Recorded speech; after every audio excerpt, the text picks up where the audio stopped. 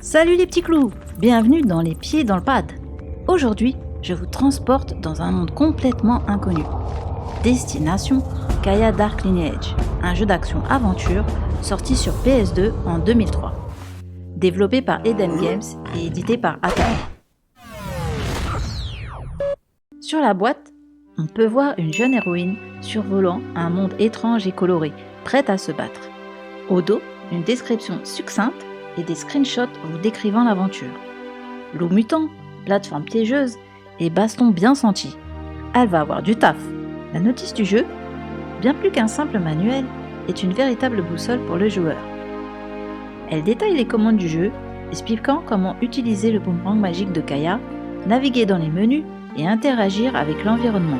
Elle présente également l'interface utilisateur, décrivant les éléments affichés à l'écran tels que la barre de vie, le compteur de notices, la monnaie du jeu et la jauge de mana. Le manuel introduit les différents lieux que Kaya explorera, comme Native City, la forêt venteuse ou encore la forteresse. Elle explique les mécaniques du jeu, telles que les séquences de chute libre, l'utilisation des ascenseurs pour se déplacer entre les zones et les objets à collecter pour progresser dans l'aventure. Alors ce jeu mérite-t-il un remaster ? Sans plus tarder, mettons les pieds dans le pad. Ladies and gentlemen, start your engines.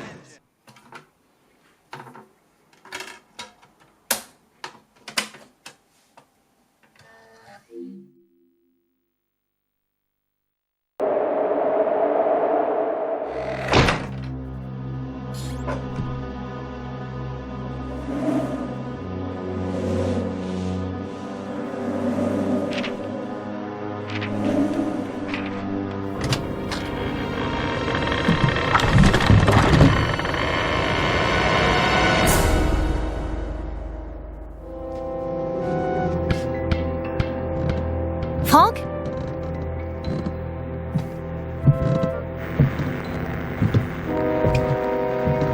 Franck ? C'est toi ?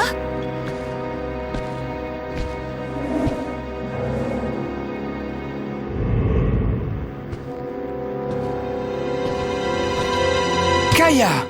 Franck ? Qu'est-ce que c'est que ça ? Qu'est-ce que t'as fait au mur ? Des petits travaux, viens voir!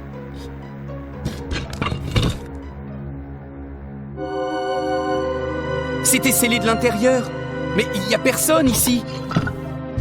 C'est quoi ça ? J'en sais rien. Encore un projet de ton père, j'imagine. Ce type. Je vois que tu penses toujours à lui. Sois content que ce ne soit pas ton père. Hé, respect pour ton demi-frère, demi-portion.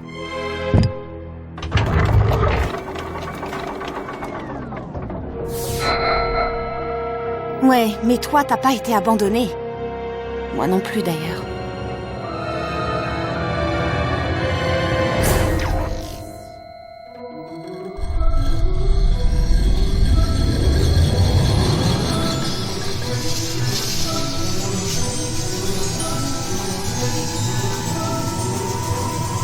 Au fait, pourquoi t'es venu ici ?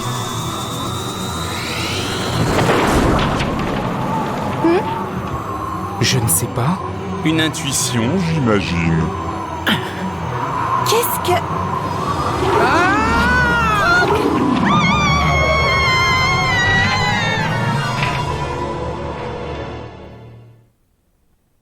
Vous incarnez Kaya, une ado projetée malgré elle dans un monde parallèle en tentant de sauver son petit frère, Franck.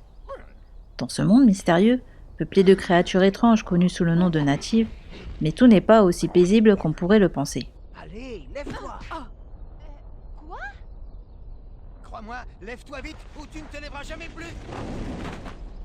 Suis-moi. Rapidement, Kaya découvre que ce monde est sous la menace des Wolfen, des êtres corrompus, autrefois pacifiques, transformés par une force maléfique dirigée par un tyran mystérieux qui a un lien direct avec elle. Kaya devra se lancer dans une exploration libre, réaliser des sauts périlleux, glisser sur des pentes, faire des chutes libres et se battre pour libérer les natifs, affronter ses ennemis et découvrir les secrets de sa propre histoire. Le gameplay s'inspire des grands classiques du jeu d'action-aventure 3D, avec une vraie envie de variété et d'aventure. Le jeu repose sur 3 piliers, l'exploration, la plateforme, ainsi que le combat au corps à corps. Entre phases de plateforme, combat dynamique à main nue et exploration libre, Kaeya devra fouiller chaque recoin de ce monde inconnu. Le level design est un point fort du jeu, avec des raccourcis à débloquer qui évitent des détours inutiles. En plus de ses talents de combat, Kaeya dispose d'un boomerang, idéal pour activer des mécanismes ou détruire des objets. Elle usera aussi de ses capacités d'infiltration pour avancer dans l'aventure. Kaeya évolue dans un monde semi-ouvert, découpé en zones thématiques, forêt, ruines, canyon.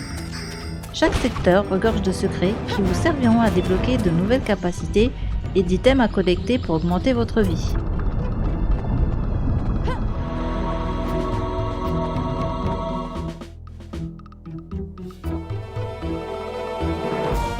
Et tout ce qui relie ces régions est Native City, un hub central qui fait office de tutoriel naturel et qui évolue selon votre progression et votre capacité à délivrer les natives. Des boutiques vous permettront d'étoffer votre inventaire et acheter de nouveaux combos avec la monnaie du jeu.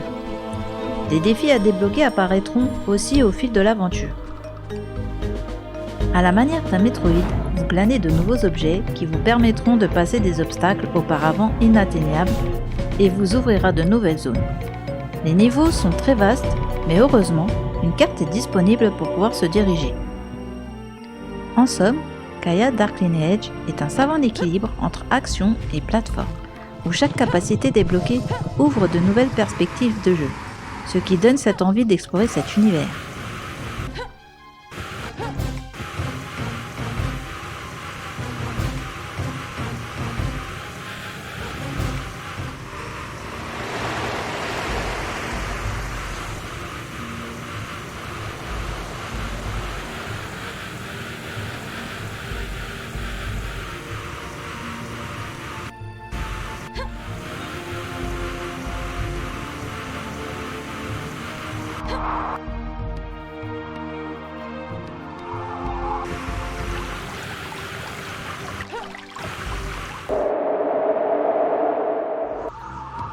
La réalisation de Kaeya, Dark Lineage sur PS2, sorti pourtant en 2003, demeure un bel exemple d'ambition et de créativité malgré les lourdes contraintes techniques de l'époque. Eden Games a su tirer parti du hardware pour offrir une aventure immersive, riche en détails et en sensations. Dès les premiers instants, on est frappé par la cohérence de l'univers. Les forêts luxuriantes, les ruines sacrées et les cavernes étroites forment un ensemble à la fois mystérieux et accueillant. Les décors, taillés dans des rochers anguleux ou sculptés dans la pierre, sont couverts de mousse, de lianes et de végétation luxuriante, créant une sensation de monde vivant. L'alternance d'espaces ouverts et de passages plus confinés renforce l'immersion sans jamais frustrer le joueur. Les textures, bien que la résolution soit modeste aujourd'hui, présentent un niveau de détail remarquable pour la console. Tessellation légère, relief marqué et diversité chromatique, ocre, vert profond, turquoise, donnent à chaque lieu sa propre identité. Les modèles de Kaeya et des natives, s'ils paraissent parfois un peu sommaires, restent expressifs grâce à un bon nombre de polygones alloués au visage et aux animations. Eden Games exploite subtilement la puissance de la PS2, faisceau filtrant à travers la canopée, lueur bleutée dans les cavernes et halo doré autour des pierres d'ambre.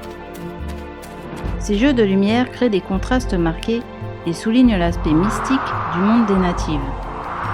Les zones sombres n'en sont que plus inquiétantes, invitant à la prudence et au sens de l'exploration.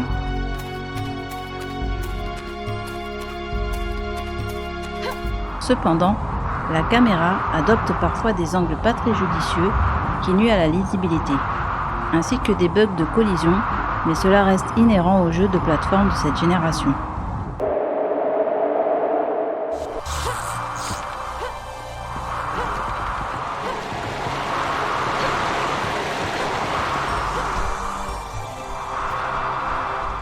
L'identité sonore nous plonge dans un monde à la fois sauvage et mystique, où chaque mélodie embrasse l'exploration.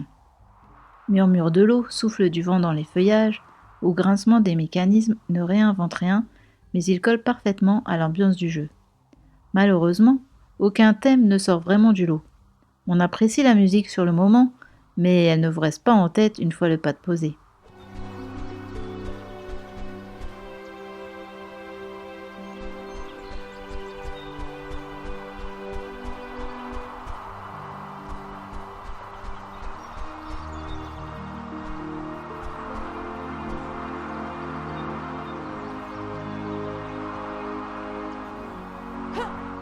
Bienvenue à Native City. Tu ne crains rien ici. Cet endroit est secret. Ils construisent une boutique, mais il n'y a pas assez de natifs. Tous les natifs qui quittent le village se font prendre par les Wolfen. Tu as l'air perdu. Je le serais aussi si j'étais toi. Heureusement, je ne suis pas toi. Je suis moi. Excellent. Plutôt. Alors, inconnu, qu'est-ce qui t'amène? Je ne sais pas.